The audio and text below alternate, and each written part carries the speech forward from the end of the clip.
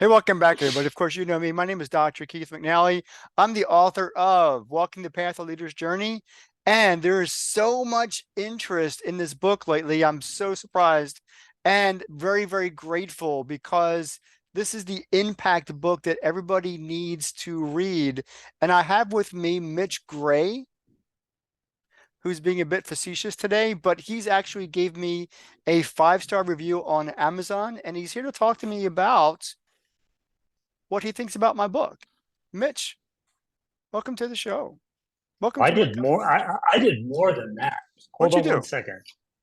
For the people that have not read the book, I did more than a five-star uh, review. Where is Tell it? tell the audience what you did.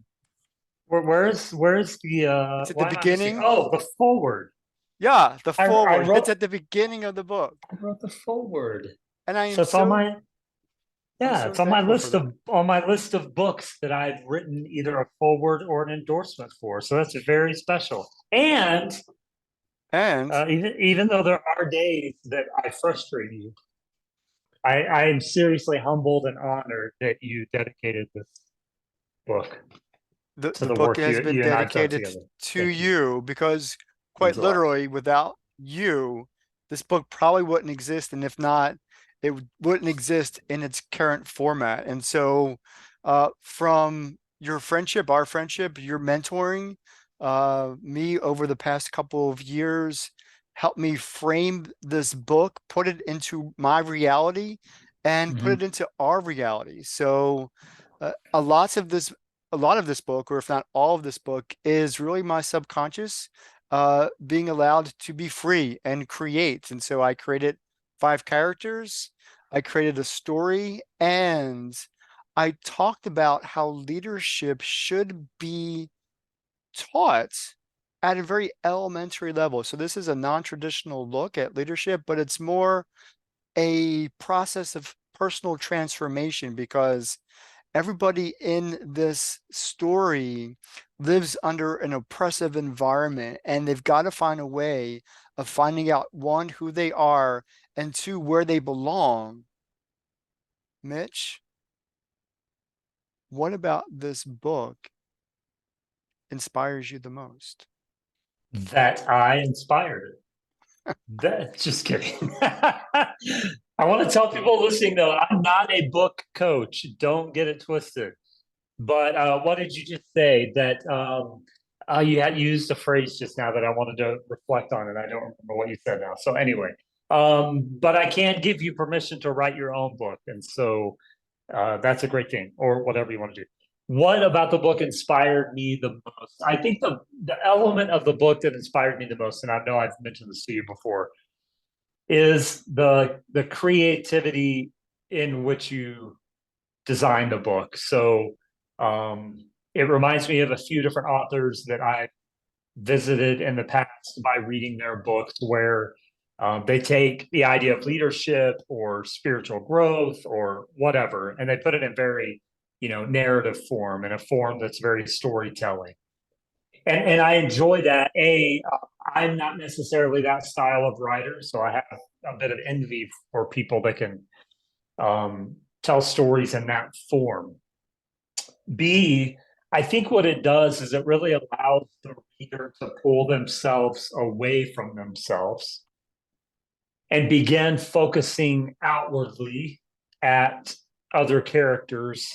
But then at the end of each chapter, you come back and you give opportunities for questions and response and journaling, et cetera, et cetera. And so really what it does is in my mind, it brings the reader full circle. You're not just talking about how the reader can develop as a leader, or what impact they're giving as a leader, or what style of leader they want to become, or their leadership values, but you're actually setting story outside of the reader's self to potentially connect to those thoughts. And Mm. so there have been very few books about leadership that are written in that form.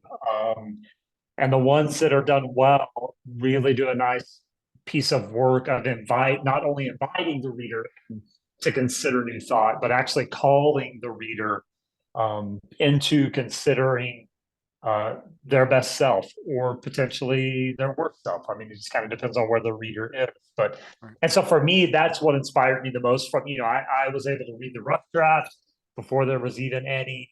It was just character development and it was just story. And I remember us having a conversation even as I was reading through the rough draft of what this could be. And so I know, I'm probably the only other person walking the earth that saw that behind the curtain from the beginning.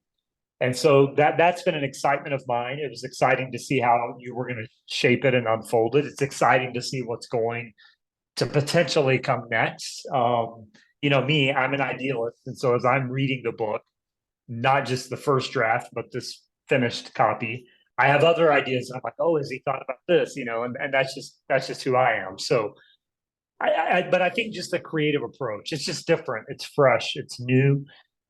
We can't talk about leadership enough. So we have to be creative in how we language leadership so that we don't get tired of talking about it. And language is an interesting thing, right? Because we use, let's take the word culture. The last 5 or 6 years, culture has become really the buzzword. And it's so used at this point that we really need to re-language that. Mm.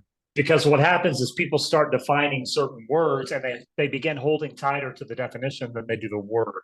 And when that happens, you have to be really creative and go, okay, we're not going to call it culture anymore. We're going to relanguage it. We're going to shape it so it's fresh, new, and at the top of mind.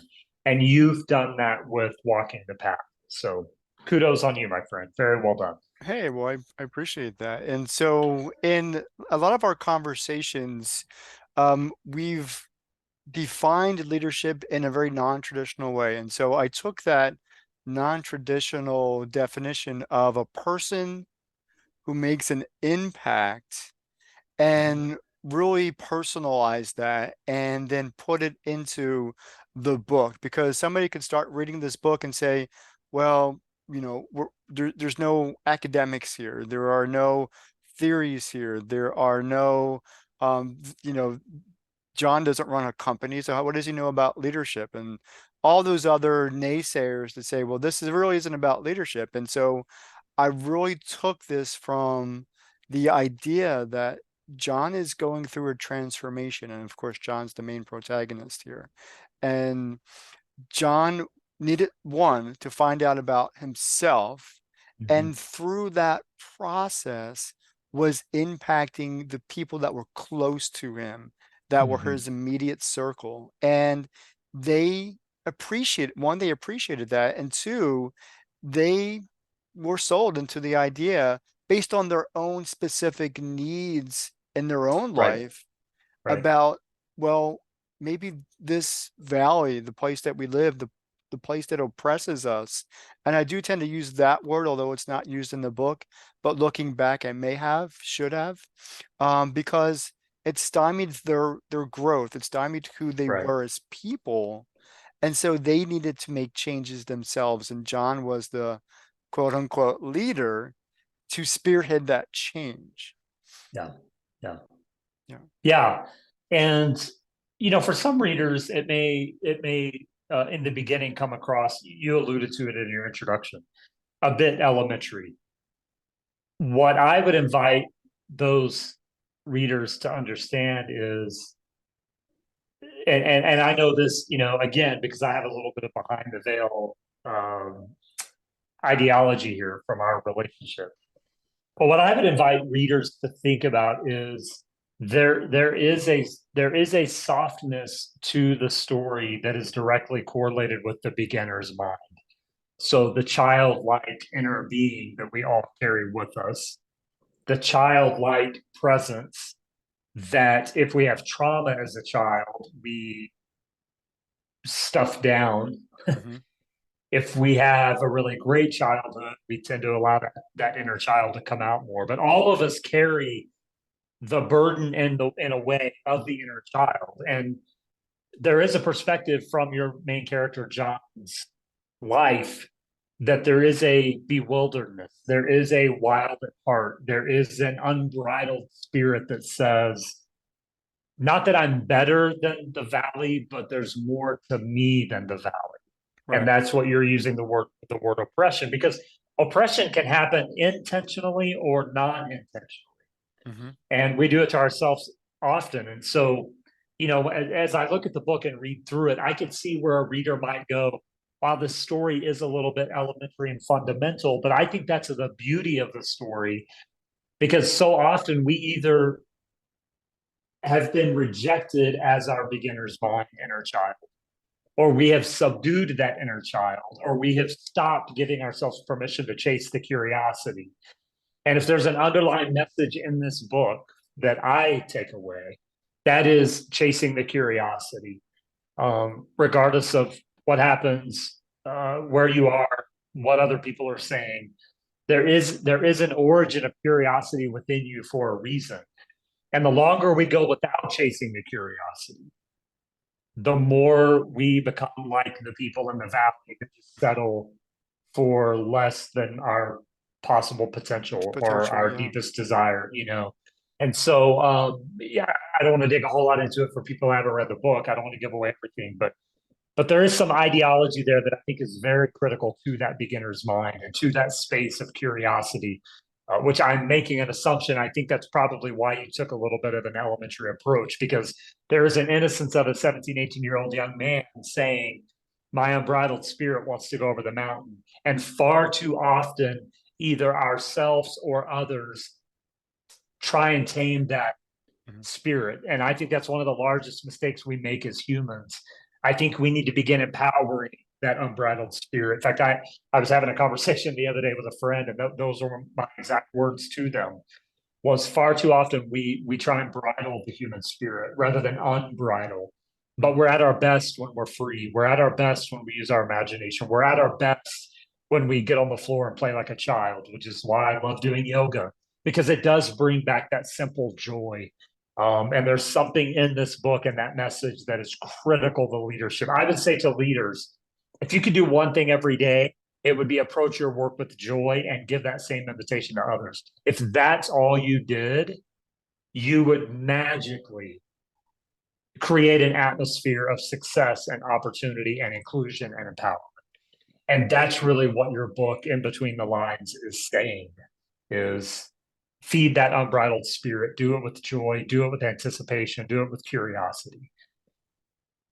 So two things I pulled from this book are now talks that I'm going to give this Mhm. year. One is called The Power of Permission, and one is called Growing the Seed or Growing the Seed Within. And these are the two things that you just spoke about because Yep. it's from our conversations. And now, in reality, this book, um, you gave me permission, quite literally, to write the book. And that's another whole conversation in and of itself. And so, when I give the talk about permission, it's about four things that you've kind of instilled in me that it really allowed me to unleash my creativity. Mhm. And so the first, and I'm going to say them. And so you told me, yes, you can. And so Yeah. you quite literally said, if you have something that you want to do, go do it. Mhm. But w- married to that, you literally said, I give you permission to do it. And Mhm. one of the things that that you just said, or that we just said, is that we oppress ourselves. We push ourselves down. We don't let ourselves be our authentic or just who we are. And so, yes, you can. And I give permission. But then the tweak here was when you said, because you're able, you don't know it yet, but you can do this. Yep. And then you said, well, let's find a way. So, and for me, it was becoming, who I needed to become. And I said, officially, by career stance, I wanted to be a speaker. But in the process of becoming a speaker, Mitch, I became myself, Yes. which was the, Yes. that flower blooming. And so that transitions into growing the seed within is once you cross over and make that first step, giving yourself permission is not being, and not, you've had to kick me a couple of times for this, is not being too concerned about the end destination, Mhm. the target. It's every day experience the journey. Every day, let that journey take you. And the words, you just need to show up every day and Yep. let the world take care of itself. Yeah. You take care of you and let your grow naturally in so many words. And so those are really my takeaways, although there's lots of takeaways from this book. Right. But like I Yeah. said, there as my mentor and now friend, um, yeah, you wrote the forward and I dedicated the book to you Yeah. for a reason, for a very specific reason. Yeah. There's a statement that you make in the book. I think it's mentors help us reflect, if I remember right. Chapter one. And that's, that's really what it's about. I often, when people ask me what I do, and I've struggled with that my whole life, by the way, because A, I don't like to be defined by an activity, and B, I've always told myself it's hard to explain what I do. And I'm learning as I go through life that it's not really hard. And the phrase I've come to is by my nature, I'm a facilitator of thought. And you've heard me make that statement. And that's really at my depths. That's call it a philosopher, a contrarian, whatever. But to me, there's a Buddhist teaching that says when you're watering your flowers and you wonder what the flower's thinking, then simply ask the flower. And that's that whole idea of Mitch, I want to be a speaker. How do I become a speaker? And the question is, how do you become a speaker? Like, look at the reflection in the water. The answer is within you. But, and you and I've talked about this off camera quite a bit, is we live in such a microwave society that everyone is giving out recipes. Everyone is selling recipes. And maybe that's why I enjoy the story form of your book is it causes the facilitation of thought rather than giving the recipe. Because at the end of the day, even within yourself, um, in 2000, 23 years ago, when I was 23 years old and I was leading a multi-million dollar business and running a team, I'm an extremely different leader now than I was then. I'm an extremely different person. My belief systems are different. Uh, my abilities are different. At my core, though, I'm the same. I just want to help people. I just want to inspire people. I just want to give permission to people. So our DNA remains, but our manifestation of that DNA evolves, changes through what? Through experience and knowledge, through story, through connecting with others. And so when we talk about the day and age of the microwave and of quick fixes and of quick sells, we're losing our patience on watering the flower and allowing the flower to become what it's meant to become. We just want to go to Lowe's and buy a flower. Like we don't want to go through the process of planting the seed. But the beauty of that is the miracle of life is found in touching the earth. Mm. It's found in understanding I'm not the seed, but yet I am the seed because I'm the nurturer of the seed. And as someone who grew up on the farm, that's very special to me because I saw the farming culture of faith that we do as much as we can, but in the end, it's not really up to us. And what I've learned in building my business and having transitions and trying to help others do the same is that the majority of life is outside of our control. What is in our control is how we show up, our mindset, how we think, how we treat ourselves, and how we treat others. And if I handle those in a way that eases the suffering and gives people permission, then most likely everything else is just going to work itself out. But we get so stuck on the working itself out. Yeah. And at the end of the day, the practice is to remember that's not our business. And I'm sitting here, I'm not saying that's easy. I mean, I struggle with it every day, to be honest. It's like, I want this to work a certain way. And my mindset coach, he actually has a new course out that I'm a part of the pilot program. And this morning I watched day three's video, and he's talking about our thoughts and our beliefs, and beliefs are just thoughts. And so if you want different beliefs, then you just simply change your thoughts. It's that simple. But it takes years to change beliefs because we hold so tightly to those. And you see that echo in your book.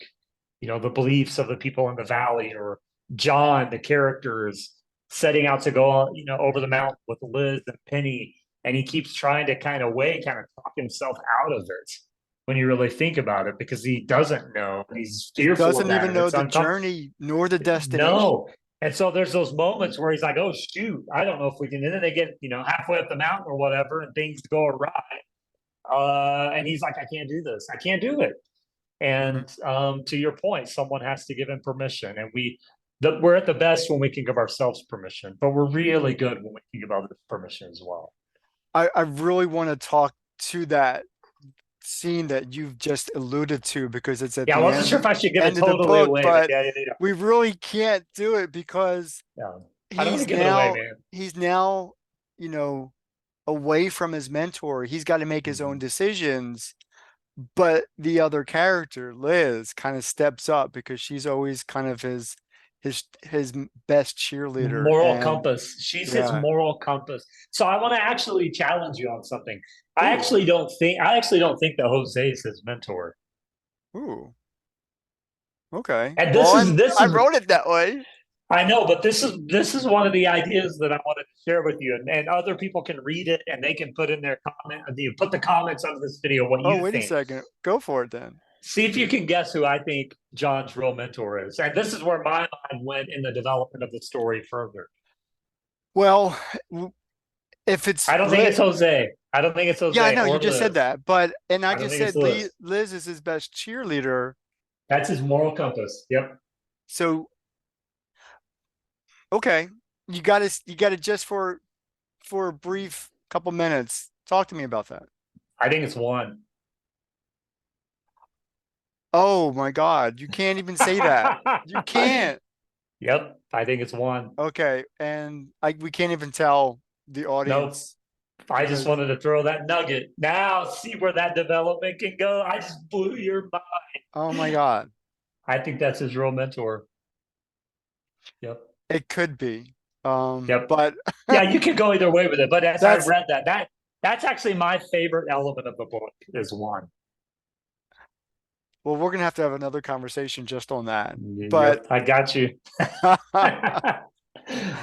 Mitch, I so appreciate your insights into the book and for just the reality of its existence. Yeah. So I appreciate this conversation. I appreciate you writing the forward, and thank you for allowing me to dedicate the book to you. I do want to have another conversation if we can, because now you just opened up another whole can of worms. But That's what I um, do, right? I'm giving you permission to consider a new way. well, you alluded to the fact that you were a facilitator of thought, Yeah. and this just opens up some new thoughts for me. So once again, thank you for your Yeah. time, and for those who are watching and listening, I'll see you next time. Take care.